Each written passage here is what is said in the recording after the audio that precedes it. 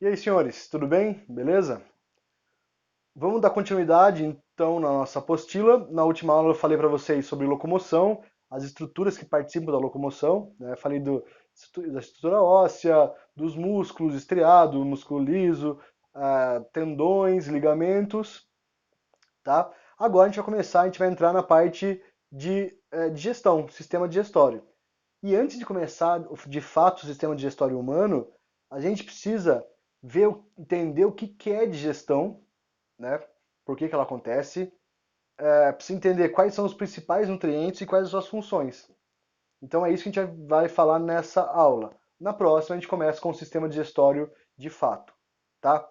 Então vamos lá, gente, ó, para entender mesmo. Digestão, eu coloquei essa explicaçãozinha, essa definiçãozinha bem simples. É a quebra, entre aspas aí, é a quebra de macromoléculas. Gente, macromoléculas são compostos muito grandes, são moléculas grandes que não podem ser aproveitadas pelas minhas células. De uma forma simples, elas não entram na minha célula.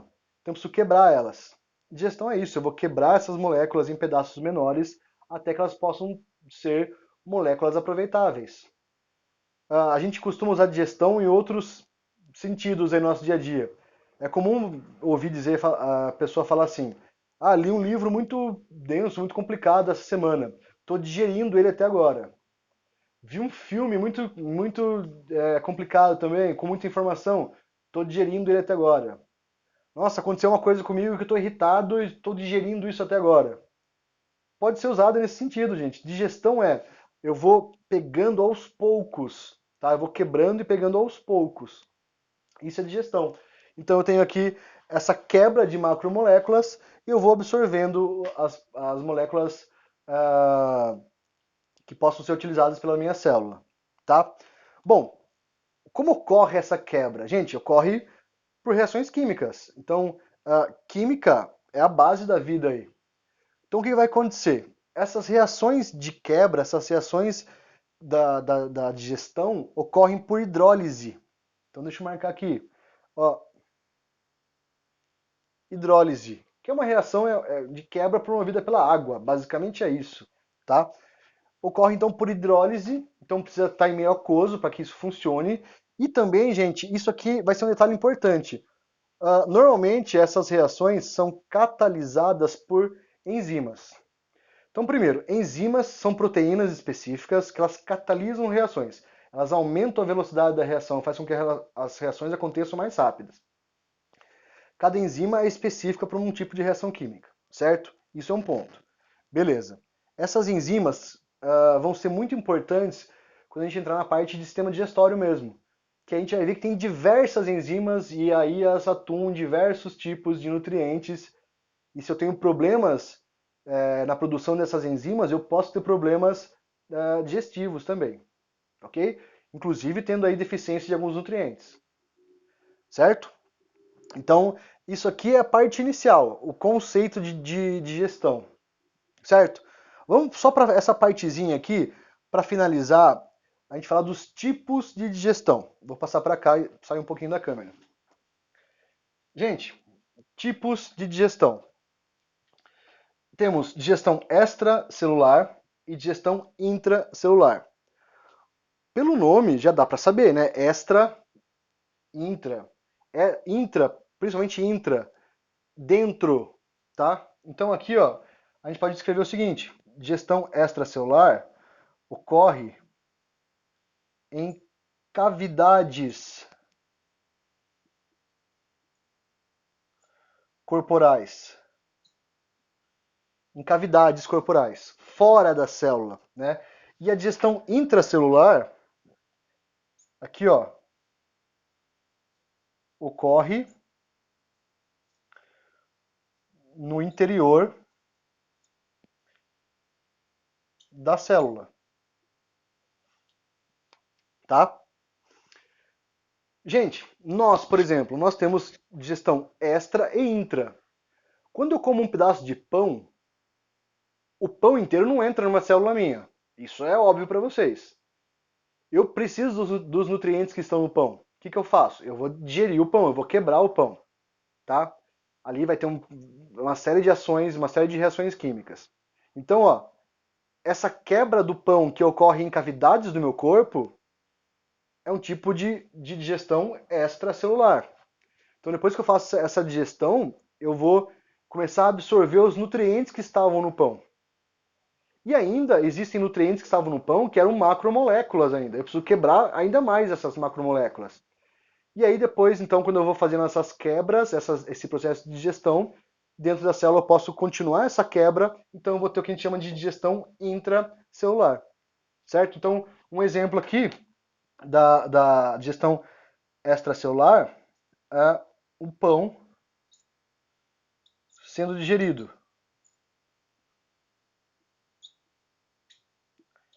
Tá, pão tem principalmente amido, que é carboidrato. E o carboidrato é a principal fonte de glicose. Então, ó, aqui eu vou na digestão extracelular, eu vou digerir o pão, eu vou quebrar os polissacarídeos, eu vou quebrar o amido, e depois a glicose ela é quebrada aqui no interior da célula, tá? Então, ó, exemplo de digestão intracelular, a quebra da glicose para gerar energia, certo?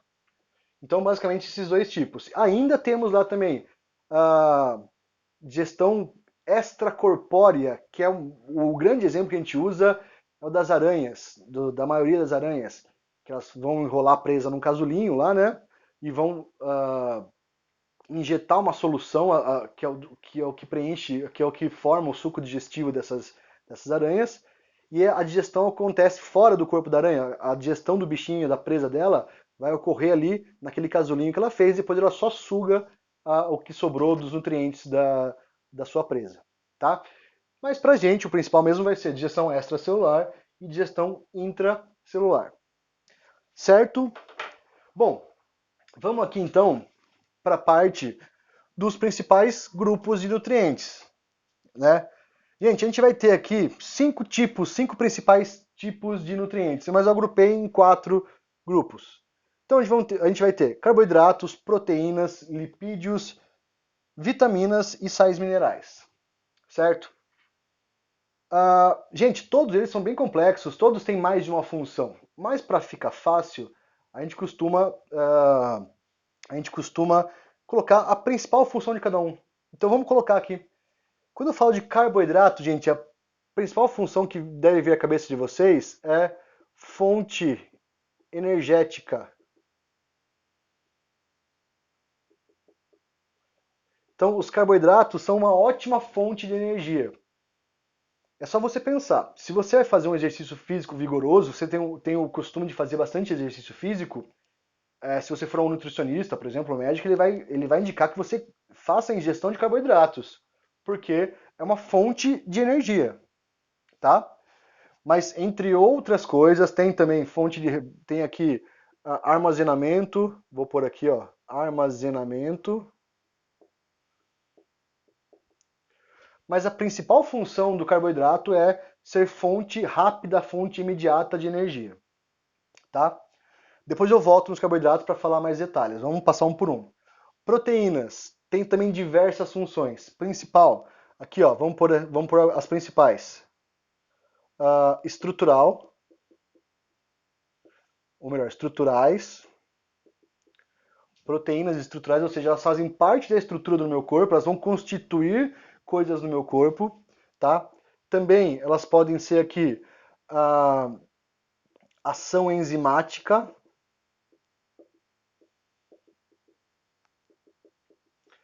Como eu disse para vocês, as enzimas aqui, gente, são tipos de proteínas.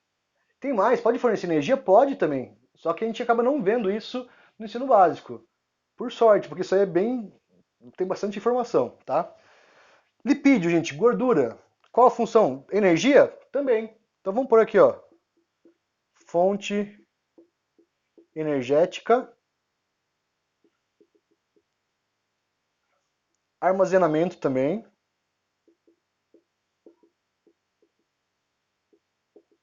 Armazenamento, tá? E estrutural. Estrutural. Ué, mas lipídio faz tudo que os outros fazem? É, gente, na verdade, a gente colocou os principais, mas todos fazem tudo um pouco. Esses grupos de nutrientes são muito amplos, eles servem para muita coisa. E aqui, vitaminas e sais minerais, basicamente, ó, eles são reguladores. Então esses caras ajudam a regular o nosso organismo.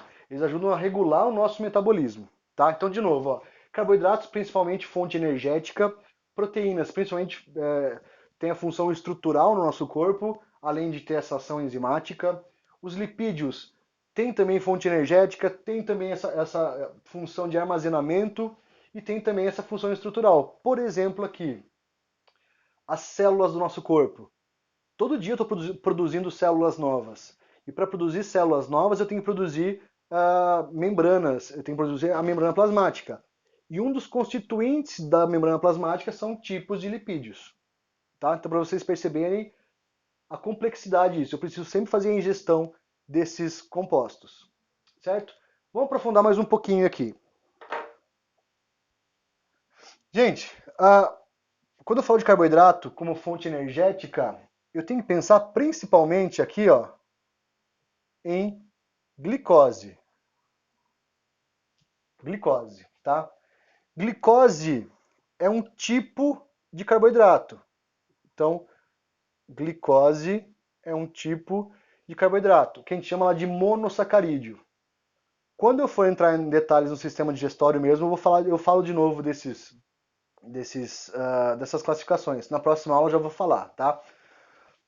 Mas por enquanto guarda essa informação. Glicose, carboidrato é fonte de glicose. Então glicose é uma molécula energética para mim, como a gente já viu nos outros anos aí.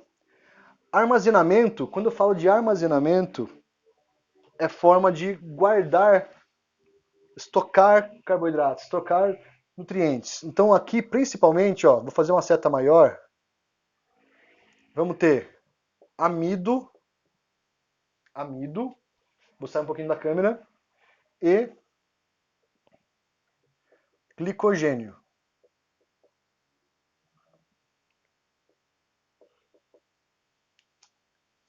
Então ali para vocês verem. Quando eu falo de carboidrato relacionado à fonte de energia, principalmente glicose. Quando eu falo de armazenamento relacionado a carboidrato, vou falar de amido e glicogênio. Então resumido, você come basicamente para pegar glicose. Esse é um ponto importante. Você come para pegar glicose, porque é uma fonte, é uma molécula energética, certo? Se eu comi bastante, como eu tenho feito nessa quarentena, comi bastante e não estou fazendo exercício, porque não estou fazendo, preguiça. O que acontece? Eu estou tendo sempre uma quantidade maior de glicose no meu sangue, de outros nutrientes também. Meu corpo não se dá o luxo de perder isso, né, de eliminar. Então, esse excesso de glicose, por exemplo, que eu tenho, eu vou guardar. Então, eu guardo na forma de glicogênio. Certo? O que é um glicogênio? Glicogênio é um polissacarídeo. É um monte de glicose, uma ligada à outra. Um monte de glicose ligadinha forma um composto enorme que eu chamo de glicogênio, que é a forma de armazenar nos animais. Onde eu guardo isso? Principalmente no fígado e nos músculos, tá? Então, beleza, tenho comido bastante, estou guardando bastante glicogênio e também, já vou pular um pouquinho para cá, parte dessa glicose, aí parte desse excesso é convertida também em lipídio, em gordura, certo? Por isso que a gente engorda, porque parte desses nutrientes são convertidos ali em gorduras, em lipídios, que são armazenados nas nossas células de gordura, nosso tecido adiposo, tá? Então tem esses dois tipos de armazenamento. Então o que acontece? Se eu decidir assim, ó, amanhã eu não vou comer mais, ou melhor, amanhã eu não vou comer durante o dia inteiro. Acordo cedo, não como até de madrugada e vou dormir. No outro dia o que acontece? Posso ficar fraco? Posso sentir mal? Claro, posso me sentir mal, mas dificilmente eu vou morrer. Pelo seguinte, meu corpo percebeu que eu estou com pouca glicose circulando no sangue, aí o que ele faz? Ele vai promover a quebra dessa glicose que estava guardada aqui, ó, na forma de glicogênio. Eu quebro essa glicose, eu vou liberando aos poucos no sangue e eu vou usando. Por isso, se eu ficar sem comer alguns dias, eu vou emagrecer. Digo sem comer, estou exagerando, né? Se diminuir a minha alimentação e gastar mais do que eu como, eu vou emagrecer. Por quê? Meu corpo começa a consumir esses nutrientes que estavam armazenados. Então consome tanto gordura, lipídio, quanto esse glicogênio aqui, tá? E esse amido? Gente, glicogênio é nos animais, amido nas plantas. Essa é a diferença. A ideia é a mesma, a diferença é que aqui é nos animais e aqui nas plantas, tá? Eu vou escrever ele de novo também. Então, ó, amido em plantas. Nossa, ficou horrível, né? Mas tudo bem. E glicogênio em animais. Ok? Tá. Que mais aí? As proteínas estruturais. Então, elas vão formar, vão fazer parte de estruturas do corpo, tipo células mesmo, ou por exemplo aqui, tecido cartilaginoso. Tecido cartilaginoso, por exemplo, mas basicamente elas vão fazer parte de estruturas celulares, ok? E ação enzimática, já não preciso pôr, né? As enzimas. Então, as enzimas são tipos de proteínas e essas enzimas são fundamentais para que algumas reações químicas ocorram. E por fim, já de lipídios eu falei para vocês já, mas vamos só retomar. Fonte energética, aqui então eu posso utilizar lipídio como energia, vou quebrar ele, vai ter o metabolismo das moléculas que vai gerar ATP para mim, tá? Se eu não utilizar todos os nutrientes que eu ingeri, eu posso guardar também, então, ó, armazenamento e estrutural. Por exemplo, nas próprias células, a membrana celular tem estruturas de lipídio. Alguns hormônios são constituídos por lipídios. Então, esses compostos são importantes. A gente precisa sim ingerir lipídios. Uma dieta totalmente isenta de lipídios não é boa, certo? E por fim aqui, gente, só para fechar essa parte de lipídios, quando a gente fala de algumas funções desse grupo de nutrientes, principalmente relacionado ao armazenamento, a gente pode colocar aqui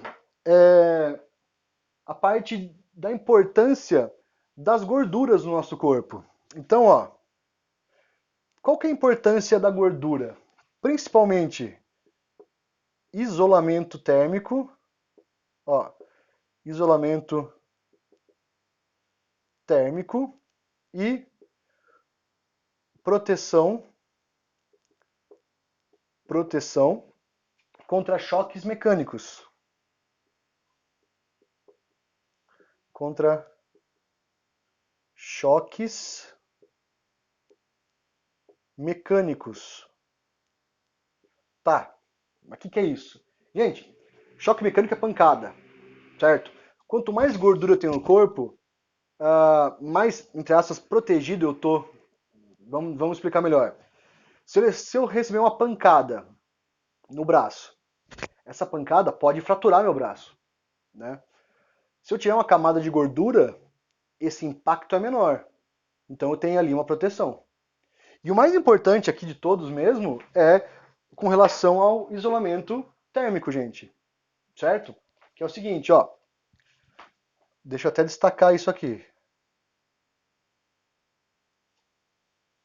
As gorduras, elas realizam esse processo de isolamento térmico. Então, quanto mais gordura eu tenho no corpo, menor são as trocas de energia térmica entre o interior do meu organismo e o exterior. Então, assim, existe uma coisa chamada homeostase. Nós temos que manter a homeostase. A homeostase é o equilíbrio dinâmico do meu corpo. Manter a temperatura padrão, manter as concentrações de sais adequadas, as concentrações de oxigênio, de gás carbônico adequadas, tá? E na gente, a temperatura ali é em média 36,5, 36 graus e meio, né, graus Celsius. Então, se eu tiver com uma temperatura abaixo disso não é legal, uma temperatura acima disso também não é legal. Então eu tenho que manter essa temperatura. Agora, se eu vou para um lugar muito frio, eu vou gastar mais energia para manter essa temperatura interna. Também não é legal ficar gastando energia à toa. Então o que a gente percebe? Essa camada de gordura propicia um isolamento térmico. Então ela mantém o interior isolado, perde menos calor para o ambiente. Então o interior mantém a temperatura de uma forma mais fácil, de uma forma mais eficiente. E aí você pode pensar em alguns exemplos, gente. Eu, a vida inteira, fui acima do peso. E aí, às vezes eu estava ali andando um pouquinho, só de andar, no calor principalmente, já começava a suar. Por que que eu estou suando e a pessoa do meu lado não está suando? Porque eu tenho mais gordura no corpo. Então, meu corpo interior está mais isolado. Como já está quente e eu estou fazendo atividade física, o metabolismo aumenta a temperatura, a minha temperatura vai aumentar mais rapidamente. Então, o meu corpo vai reagir para evitar que essa temperatura fique muito alta. Desculpa. Então, eu começo a suar para manter essa temperatura. Tá? Da mesma forma, provavelmente eu vou sentir menos frio do que uma pessoa com menos gordura no corpo. Tá? Então, esfriou um pouquinho, tem gente que já põe blusa, calça, touca, eu tô de chinelo e bermuda. Por quê? Porque eu tenho camadas de gordura no corpo que ajuda no isolamento. Aí eu vou sentir menos frio. Tudo bem? Então, aí uma das funções dos lipídios. E por último, as vitaminas e os sais minerais têm basicamente funções reguladoras, gente. Elas vão regular reações químicas, elas auxiliam reações químicas no meu organismo, tá? Então, as vitaminas principalmente atuam como coenzimas. Então, deixa eu puxar aqui, ó. Atuam como coenzimas, né, que são vitaminas e enzimas atuando juntas para catalisar algumas reações, entre outras funções, tá? Então, cada vitamina, cada grupo de vitamina tem ali suas ações específicas. E também aqui os sais minerais atuam regulando também o organismo. Principalmente aqui a gente pode colocar como exemplo de sais minerais, gente, ó, cálcio, sódio, ferro, tá? Magnésio. Todos esses nutrientes aí são importantes. Então, ó, cálcio, importante na composição dos ossos, importante na contração muscular. Sódio é muito importante no equilíbrio osmótico do nosso corpo, tá? Tem lá também as bombas de sódio e potássio, né, que mantém ali a diferença de potencial na membrana das células. Que mais? Ferro, muito importante aqui com relação à hemoglobina. Então lembra lá, gente, existem os glóbulos vermelhos, né, que vocês já sabem que eles são responsáveis por transportar oxigênio no corpo. Mas como que eles fazem isso? No interior dos glóbulos vermelhos existe a coisa chamada hemoglobina, que é uma proteína. E essa hemoglobina só se forma, só é constituída se no interior dela tiver lá o que a gente chama de grupo M, em que um dos principais constituintes é o ferro. Então, se eu tenho ausência de ferro, eu não formo uma hemoglobina adequada, eu vou ter, consequentemente, um problema no transporte de oxigênio. E aí a gente percebe claramente que um problema no transporte de oxigênio vai causar um problema sério no meu organismo. Principalmente aqui, ó, a falta de ferro está relacionada com a anemia. Certo? Então, gente, todos os nutrientes têm as suas funções. É interessante que você faça a ingestão de todos os nutrientes, só que, obviamente, na medida certa. Não é bom eu só ingerir carboidrato e não ingerir proteína ou pouca vitamina. Mas também não é bom eu fazer ali uma dieta restritiva de muita vitamina, sais minerais, proteínas e não ingerir carboidrato. O ideal é você ingerir um pouco de tudo, ou ingerir o que o seu corpo está precisando. Tudo bem? Então na próxima aula a gente vai continuar, só que a gente vai falar especificamente do sistema digestório humano. Certo, gente? Então é isso. Valeu, até mais. Falou!